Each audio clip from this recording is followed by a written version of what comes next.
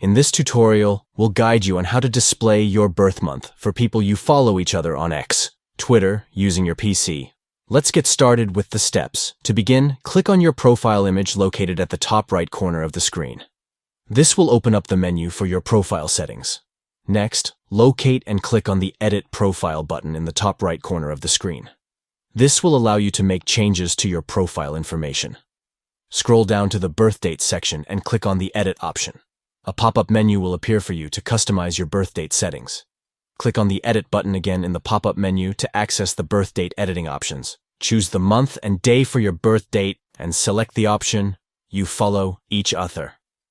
This setting ensures that your birth month is visible only to people you follow and who also follow you. Lastly, click on the Save Changes button to apply the settings and save your updated profile information.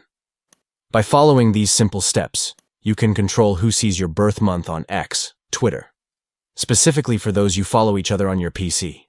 Stay tuned for more helpful tutorials and tips.